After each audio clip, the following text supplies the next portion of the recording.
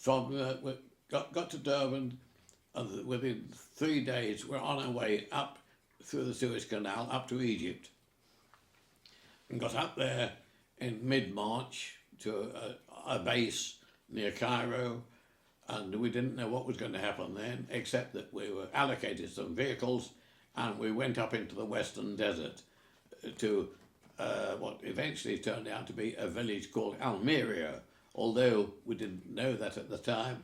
We were nowhere a village. We were right in the desert, and it was known as LG 89, Landing Ground 89, and we were just stuck out there. And it was sand and sand and sand, and the wind blew. You really couldn't see your hand in front of your face. And of course, all this sun blowing up into the aircraft was creating problems like nobody's business. And so we had to service the aircraft under those difficult conditions. And then as rubble gradually got a bit nearer eastwards, where was it?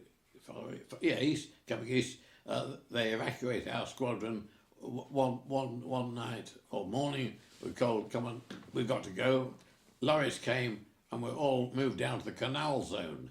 Now, the Suez Canal zone, there were several permanent RAF bases there, and so conditions living there were much better. You got proper billets, proper beds, so to speak. So life was much better down there.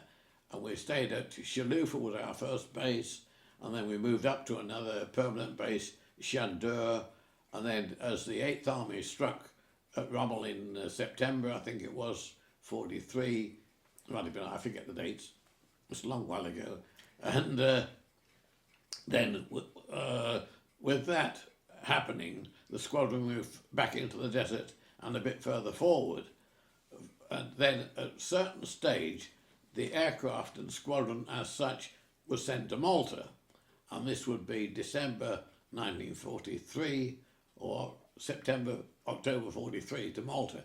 But because of living accommodation in Malta was very sparse for services, some of us, the ground crew, couldn't go.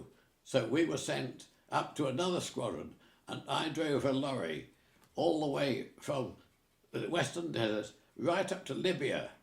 And I forget how many days it took, but a lorry full of men. And I was fortunate, as I was able to drive. I was allocated a lorry to drive, so I wasn't sitting in the back, but I was driving the vehicle.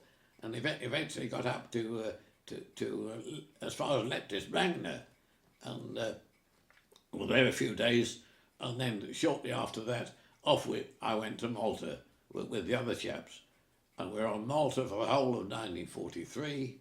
And it was pretty hair-raising there, of course, based at Lucca Airfield. Again, servicing aircraft. Fortunately, there were not many raids on Malta when we were there. By the time we got there, the jerrys had been pushed way up. Having spent this year on Malta, we then moved up to Italy, and there we went to a base near Taranto called Grottaglie. The best thing about Grottaglie was we were living on a farm, and so we got better facilities, or the cooks had got better facilities. We were living in tents, but the mess room was far better than sun-blown tents out in Egypt and so forth, and the food was better. And we were living, the airfield was not a permanent airfield. It was constructed out of orange groves and fig trees and so forth, so one was able to pinch the odd date or cherry or something that was growing. Very, very, very good indeed. And then from there, we then moved up to Foggia, again in Italy. But unfortunately, the heavens opened and we just got washed out of our camp completely. Had to evacuate, and there was no serious damage done to any individuals, but we got out of there.